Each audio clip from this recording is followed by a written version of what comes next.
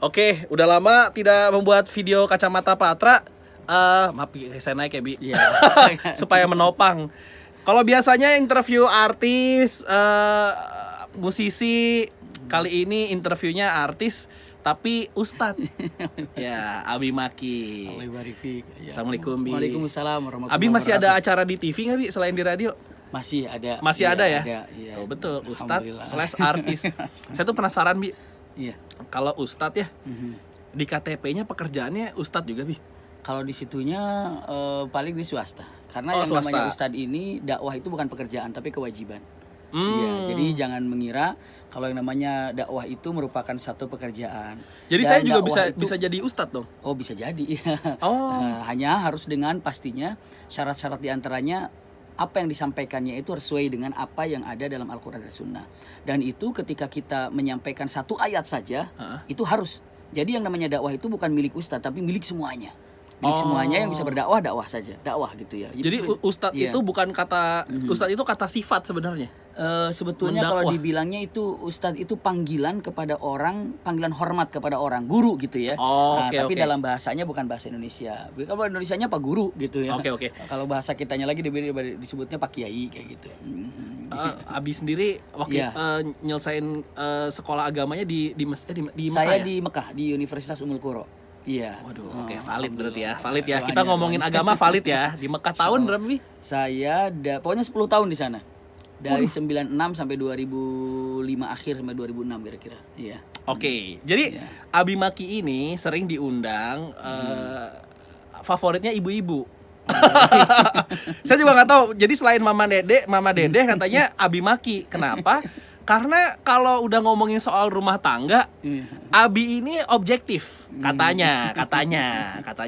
Kalau kata ibu-ibu. Nah, saya mau nanya sedikit, Bi, Silakan, seputar hubungan rumah tangga supaya objektif, Bi. Iya. Nah, ini kan sebenarnya musuh dari agama nih akal sehat, Bi, sebenarnya, Bi. Betul. Ya kan, kadang-kadang akal tuh nggak masuk sama aturan agama misalnya gitu kan. Nah, manusia itu kan orang yang tipe berubah-berubah bosan ya, Bi ya. Iya. Tapi kenapa kita diciptakan menikah? Itu ibadah. Iya.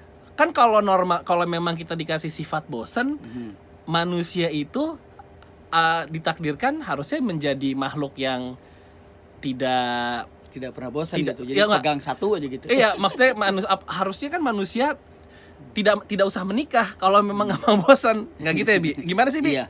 Bismillahirrahmanirrahim. Kalau seandainya mengatakan menikah itu ada sifat bosan seperti apa gitu ya? Karena gini, tidak semua manusia ini tidak menikah pun akan ada bosan. Oh, Coba iya. nggak menikah bosan, oh saya bosan nih, nggak nikah aja bosan. Sekarang Betul. nikah mungkin ada bosan, cuman dilihat itu adalah bosan yang ada di dalam syariat untuk menjaga kebenaran. Misalnya gini, udah cinta terus ada rasa bosan, pertahankan. Bagaimana cara bosan itu tidak ada. Iya. Jadi tetap mencintai seseorang ataupun setia kepada pasangannya. Sekarang dengan mengatakan apapun mau maksiat aja bosan.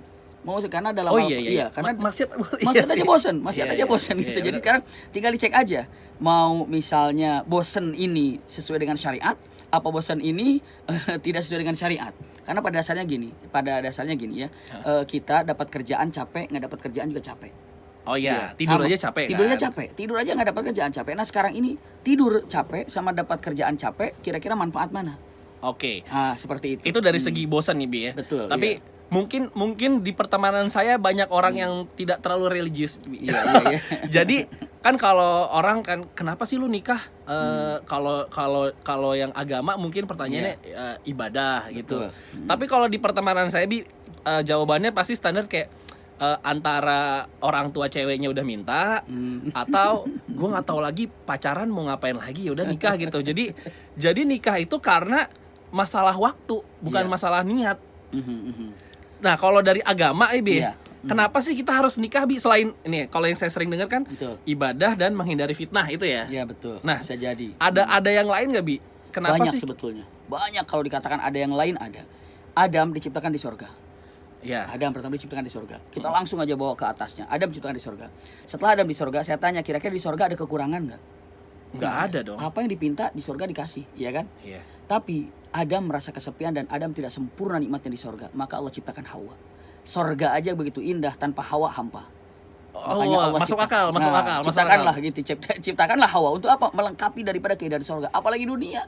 Jadi Hawa itu diciptakan karena Adam di sorga aja kesepian. Di sorga aja besian, di sorga aja nggak apa ada kekurangan. Apa ini perlu ditambah? Padahal Allah bisa ciptakan burung sebagai temannya atau Oke. binatang apa sebagai temannya yang dihobikan oleh Adam. Tapi Allah ciptakan Hawa. Kenapa? Untuk menemani Adam dan menyempurnakan Adam dalam kebahagiaannya. Tapi Iya. ini sudut pandangnya jadi laki-laki nih, Bi. Iya. Apakah memang Islam itu selalu merujuk pada laki-laki atau soal pernikahan ya? Tadi kan kayak Abi tadi merefernya ke Adam gitu. Iya, betul. Kalau secara objektif kenapa pria dan wanita harus menikah? Kenapa? Sama-sama supaya tidak kesepian. Sama dua-duanya. Jadi kalau di dalam hukum ketika menceritakan laki-laki itu perempuan ikut di dalamnya. Misalnya ketika Adam untuk mendapatkan ketenangan, sama perempuan juga untuk mendapatkan ketenangan. Makanya di dalam Al-Quran itu litaskunu ilaiha. Bukan litaskunu ilaiha itu untuk hatinya tinggal di hati dia. Hati dia tinggal di hati kita.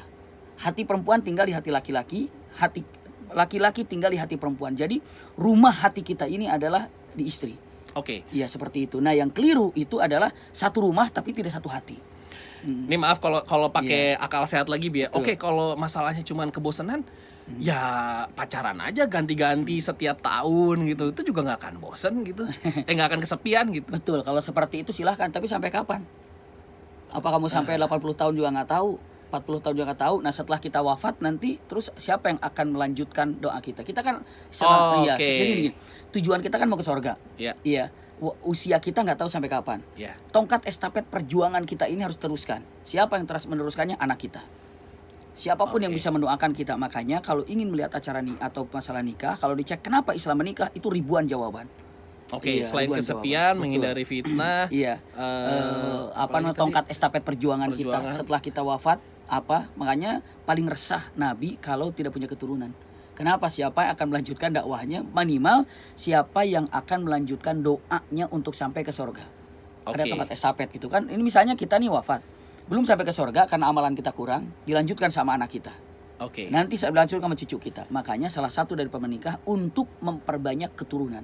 Oke, Iya. Bi. Iya. Kita naik ke pertanyaan yang lebih naik lagi nih, Bi. Ya. Silakan. Jadi kemarin tuh sempat ada di satu website, Iya. satu tayangan lah Hmm, yang menyoroti poligami, Bi. betul. Poligami. Jadi ada sukses ini, tapi sudut pandangnya sukses story-nya poligami, Bi. Iya. Jadi sudut pandangnya laki-laki dan istri-istrinya. Betul. Salah satu alasan poligami memang katanya di Al-Quran boleh, masalah biologis laki-laki, Bi. Hmm. Jadi laki-laki itu nggak tahu deh, katanya saya kan ya mulai jadi gara-gara itu jadi lihat Al-Quran gitu kan. Bahkan ada beberapa ayat yang Allah sendiri menyuruh laki-laki untuk menjaga alat kelaminnya sampai beberapa ayat kalau nggak salah. Betul nggak sih? Iya, ada. Apa itu satu-satunya solusi atau gimana sih, Bi? Karena kan kita dikasih kelebihan biologis nih. Iya. Oke, jalan keluarnya apa gitu kan, itu kan. Nah, kata Betul. si pelaku itu ya salah satunya supaya tidak zina ya adalah poligami. Kalau poligami salah satu untuk tidak berzina juga bukan itu juga. Tapi salah satu untuk tidak berzina kan ada istrinya, sama istrinya aja. Gitu. Betul. Satu. Nah, Dan perlu saya ketahui, Islam itu tidak datang dengan hukum poligami. Tapi poligami sudah ada sebelum Islam datang. Tapi Islam Oke. datang membenahi poligami. Boleh diulang tuh, Bi, kata-kata Iya. itu, Bi. Ulangi lagi ya. Iya, Jadi iya. Islam datang tidak dengan poligami. Tapi Islam datang membenahi poligami. Saat Islam datang, laki-laki istri 10 biasa. Laki-laki istri 40 tuh biasa. Laki-laki istri lebih dari 15 tuh biasa. Iya, iya. Coba kita lihat, makanya kalau kita lihat dalam sejarah, kita harus tahu dalam sejarah itu seperti apa. Ada namanya nikah ada yang namanya nikah royah. Ada nikah roya itu bisa jadi laki-laki perempuannya banyak lebih dari 40 gitu, ataupun nikah bahkan bisa jadi perempuan laki-lakinya banyak seperti itu. Nah, setelah itu Islam datang, ditanya, "Kamu berapa istrinya?" 10, ceraikan 6, tinggalkan 4. "Kamu berapa istrinya?" "Saya 5, ceraikan 1, tinggalkan 4. "Kamu berapa istrinya?" Misalnya 15, ceraikan, sisakan 4. Itu selalu ada. Jadi memangkas yang banyak menjadi 4, dibatasin. Oke. Nggak ada. Kamu berapa usianya istrinya? Baru 2 tambah 2. Nggak ada gitu. Istri berapa? 1 tambah 3. Nggak ada. Oh, memang tidak menyuruh nambah ya. Tidak nyuruh nambah. Kenapa? Di dalam Al-Qur'an sendiri orang-orang yang bisa melakukan hal itu adalah wa in khiftum alla ta'dilu. Kalau memang tidak takut untuk melakukan adil, satu saja. Fawahida, maka satu aja kalau tidak berbuat adil. Takut ya. Berarti orang yang akan berpoligami tahu ilmunya, tahu tentang keadilannya, tahu bagaimana cara merapikannya. Kalau seandainya ingin berpoligami tapi menghancurkan rumah yang pertama, bisa jadi jatuhnya haram. Gitu ya. Misalnya gini, udah ada keluarga inti pertama nih, walaupun nanti keluarga kedua juga masih dikatakan keluarga inti, tapi keluarga pertama, sudah ada keluarga pertama, sudah baik, sudah punya anak segala, sudah nikah lagi. Kalau yang keluarga pertama ini kokoh dengan adanya keluarga kedua juga, berarti bagus tuh poligami. Oke, dibolehkan berarti memang adil Bisa, seperti silakan. itu. Tapi kalau misalnya ternyata keluarga pertama itu hancur, berantakan gara-gara yang kedua, nah itu bisa jatuh kepada satu perbuatan yang tidak baik. Oke, ini kan dari sudut pandang laki-laki lagi tuh, Bi Iya, ya. Nah, dari sudut pandang perempuan nih, Bi. Saya coba melihat dari sudut pandang perempuan dari sebagai yang pelaku poligami ya. Iya. Meskipun sudah ikhlas, tapi cemburu itu manusiawi kata Manusiawi, mereka. Tapi manusiawi. cemburunya itu, cemburu kan sebenarnya perasaan negatif ya, Bi. Betul. Perasaan negatif itu dinilai sebagai bentuk ibadah. Apa iya ibadah itu harus sesuatu yang bikin sedih, Bi? Nah, itu tuh pertanyaan lagi ke situ tuh kalau lagi Betul. diskusi itu. Iya. Jadi kalau seandainya ibadah itu macam-macam. Jadi Allah mencintai seseorang, ingin menjadikan dirinya ahli surga. Maksud orang itu dijadikan ahli surga, maka Allah uji dengan berbagai macam ujian yang ada. Bisa jadi dengan penyakit, tapi tanpa dipoligami. Bisa jadi dengan kekurangan harta, tanpa dengan poligami. Juga dengan anaknya yang sakit-sakitan, ataupun anak bisa diatur, semua ada ujian. Masing-masing orang itu diuji dengan ujiannya masing-masing. Itu dia. Mungkin dia diujinya dengan pintu itu. Makanya ketika dia sabar dalam masalah itu, bagus. Dalam masalah ini gitu. Kenapa? Karena dunia itu berapa lama sih? Bahkan punten bahasanya, kalau seandainya istri pertama, istri kedua, ketiga begitu di akhirat jumpa di sorga kumpul, udah nggak ada lagi benci, nggak ada lagi cemburu, sudah selesai semuanya. Jangankan untuk masalah itu, orang yang membunuh aja ketemu yang dibunuh di sorga salaman dan nggak ada masalah gitu. Hasad, kebencian, cemburu itu sudah tidak ada. Jadi apakah harus dengan sedih yang namanya ibadah? Punten, dengan mengatakan ibadah itu macam-macam, lalu Allah memberikan ujian kepada per orang itu sesuai dengan kapasitas orang yang akan diuji dari mana nih. Dari mana nih? Benar masing-masing ketika diuji merasa paling berat. Ada orang diuji dengan penyakitnya, dia bilang, wah ujian saya paling berat, saya mah penyakit nggak sembuh-sembuh. Ada bilang saya mah diuji dengan ekonomi, saya nggak bisa gini nih, bisa jadi diuji. Tapi ada juga saya mah diuji dengan poligamisnya suami, bisa jadi. Jadi masing-masing ada ujian tertentu yang diberikan kepada setiap orang dan ujiannya pasti tidak sama. Kalau memang dirinya bisa bersabar dalam masalah itu silahkan. Kalau mendapatkan keadilan, bismillah. Kalau tidak mendapatkan keadilan dalam masalah ini, bisa juga kan ada yang namanya al-khulu'. Khulu' itu menyampaikan seorang wanita kepada kepada walinya dulu, menyampaikan kalau saya tidak dapatkan keadilan dari suami. Kalau memang tidak dapat keadilan. Oke, memang intinya poligami itu memang boleh tapi sangat susah. Iya. Apalagi karena memang definisi adil itu memang sangat susah. Sangat susah. Berarti memang tidak boleh ada yang tersakiti dengan status poligami itu ya, Bi, kurang lebih ya. Secara duniawinya harus adil. Kalau telepon 10 menit ke istri pertama, maka ke istri kedua harus 10 menit. Oh, susah. Kalau misalnya mungkin ke istrinya gampang tapi ke mertuanya susah, Bi. Mertuanya kan ada 4 berarti. Iya, kalau saya berasa kalau orang yang poligami itu dan bisa berbuat adil itu adalah orang yang luar biasa. Oke. Ya bisa dan punten, dia sudah mendidik istri pertamanya bagaimana cara menerimanya. Jadi istri pertamanya itu dididik dengan baik, dengan benarnya, dan dia menerima segala macam, maka ridho ikhlas untuk berbagi. Kedua, berbagi dengan ketiga, masya Allah, berbagi dengan keempat, dan Nah, itu oke. luar biasa. Tadi kita balik lagi ke masalah ini terakhir ya, Bi, Iya. masalah biologis. Tadi salah satu alasan kenapa poligami karena biologis. Laki-laki itu semakin tua alasan biologisnya tetap stabil, Bi. Sedangkan perempuan semakin tua apalagi setelah punya anak itu menurun. Itu yang nggak ketemunya di situ katanya di tayangan itu ya, Bi ya. Makanya carilah orang ini, si pelaku ini yang lebih muda dan bisa menyalurkan lah hal yang alami ini menurut dia ke yang lebih muda. Dan itu pun direstui sama istrinya, Bi. Tapi apa ya itu satu-satunya solusi, Bi? Apalagi memang laki-laki ini sampai berapa ayat sih, Bi, kalau boleh tahu, Bi, di Al-Qur'an itu untuk menjaga hal si biologis cukup berulang-ulang, iya, untuk lebih menjaga dari 3 ya, lebih dari 3 ayat. Betul, untuk menjaga daripada farj atau kemaluan. Tapi yang jelas begini ya. Wanita 100 laki-laki tidak akan pernah cukup. Coba aja. 4 aja dalam nafsunya tetap mau ke 5, mau ke 6, mau ke 7 nggak bakal cukup. Jadi kalau sekarang ini istilahnya tidak akan pernah cukup, mau 100, mau 200 nggak bakal cukup. Namanya mata seperti itu, syahwat itu selalu seperti itu. Tapi yang paling keren itu adalah makanya Al-Quran dan Rasulullah mengatakan ittaqullah, takwa kepada Allah. Seperti apa? Ada sahabat juga yang mengatakan mampu melakukan, mampu. Lalu mengatakan kenapa tidak melakukan? Karena dia jawab mengatakan saya akan konsentrasi untuk membesarkan anak. Ada begitu. Oke, jadi penyalurannya lebih untuk, baik. Saya akan konsentrasi untuk pengen ada masjid di sana, saya ingin bangun. Saya ingin konsentrasi untuk apa? Nah, dan kalau seandainya mengatakan saya ingin mendapatkan pahala menikah lagi, gampang caranya. Cari orang yang belum nikah, terus kita kasih jodohnya siapa, lalu kita nikahkan, kita biayai, pahala dia nikah, kita dapat nikah. Kalau hanya mengejar pahalanya. Mendingan gitu ya, cariin dia jodoh, terus kita biayai, semuanya kita dapat pahala nikah juga dari dia, gitu ya. Jadi istilahnya poligami ini bukan merupakan satu alasan, tapi ini adalah merupakan satu ibadah yang memang ibadah itu macam-macam. Ada ibadah yang sakit, disunat pun sakit. Mana ada mau sunat 2 kali? Benar, sakit. Benar. Ada ibadah yang males, takut, nggak berani, ataupun apa ya namanya, paling nggak disuka, ibadah zakat, sedekah. Itu ibadah, tapi kalau ibadah nikah itu berulang-ulang. Karena salah satu ibadah. Saya sih tapi kalau saya sih nggak, saya satu aja. Tapi itu ya kenapa dikatakan, saya yakin ketika saya satu aja bukan berarti tidak mau. Tapi apa? Ada tanggung jawab yang harus kita lakukan. Iya. Kalau namanya mau mah nafsu ada aja. Iya. Tapi dia mengatakan saya ada tanggung jawab yang lebih besar daripada itu. Untuk apa? Ini adalah istri yang seharus saya jaga dunia akhirat. Saya ini juga anak-anak yang harus saya jaga dunia. Dan tugas suami harus sampaikan. Tugas suami itu 2. Apa? Penting sekali. Yang 1, pertama, menyelamatkan keluarganya dari api neraka. Oke. Selamatkan keluarganya. Berarti dirinya sendiri harus selamat. Oh iya benar. Bagaimana menyelamatkan keluarga kalau dirinya nyemplung di neraka gitu. Betul. Yang kedua, bukan hanya menyelamatkan keluarga dari neraka, tapi apa? Kumpulkan keluarga di sorga. Oh, berat ya? Berat banget, mau ngumpulin 4-4-nya gimana? Iya benar. Udah satu aja. Anak-anaknya. Jadi seperti itu. Tapi istilahnya kalau seandainya mau pun lihat gaya Rasulullah.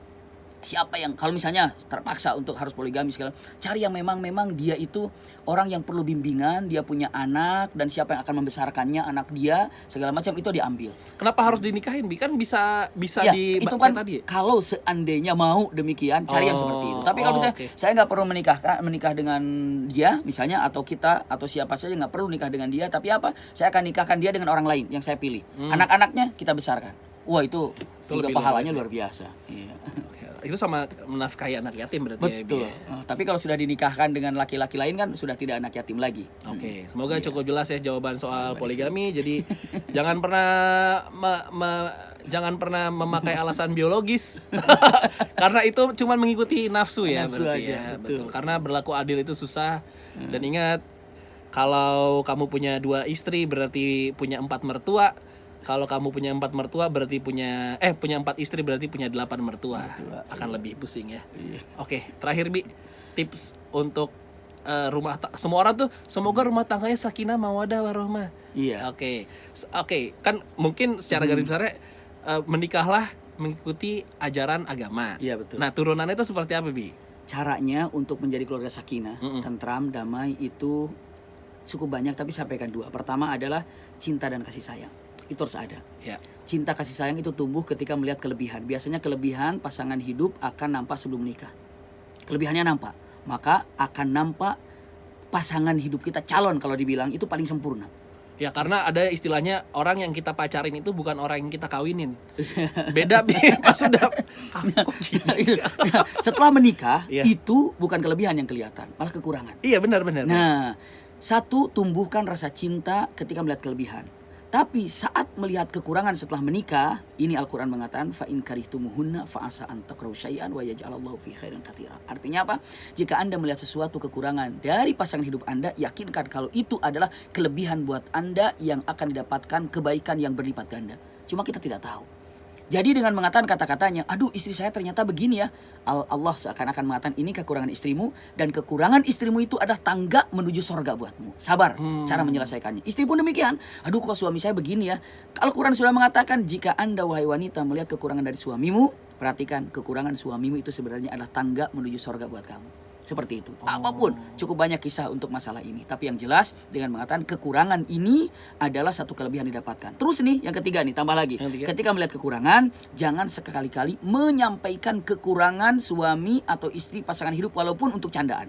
Nggak boleh. Ke siapapun. Ke siapapun. Wah tuh, Ke siapapun. Iya. kalau ibu-ibu suka punya WhatsApp grup sendiri ngomongin suami. Nah itu nggak boleh itu. Misalnya gini, walaupun canda ya. Iya, Wah iya. kamu nggak tahu kalau suami saya suaranya ngoroknya kalau tidur. Itu haram, nggak boleh cerita. Hmm. Biarkan istri yang tahu.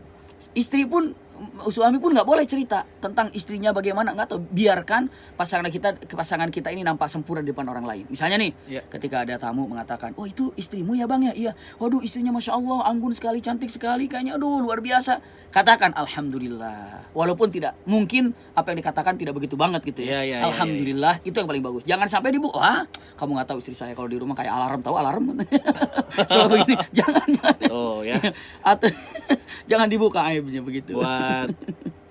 Saya sih nggak mau bilang laki-laki, tapi Iya. memang kebanyakan perempuan. Jadi perempuan itu punya grup WhatsApp sendiri Iya. buat ngomongin suami. Ada gitu ya. Ada. Kadang-kadang kalau rumah tangganya baik-baik aja, karena teman-temannya lagi pada susah, jadi aduh gue cari apa ya, suami gue kurangnya, jadi kita ceritain juga biar bisa masuk ke dalam obrolan. Iya. Makanya ada kata-kata untuk melindungi Ya. aib suami istri gitu. Karena yang paling tahu aib istri ya suaminya, yang Iya, paling betul. tahu aib suami istrinya. Ya. Makanya Al-Qur'an saya rasa saya tidak pernah menemukan kata-kata yang paling baik dalam apapun kecuali Al-Qur'an ketika menyampaikan tentang melindungi daripada aib laki dan perempuan. Bahasanya apa? Hunna libasul lakum wa antum libasul lahunna. Istri, kamu adalah pakaian bagi suamimu dan suami adalah pakaian bagi istrimu.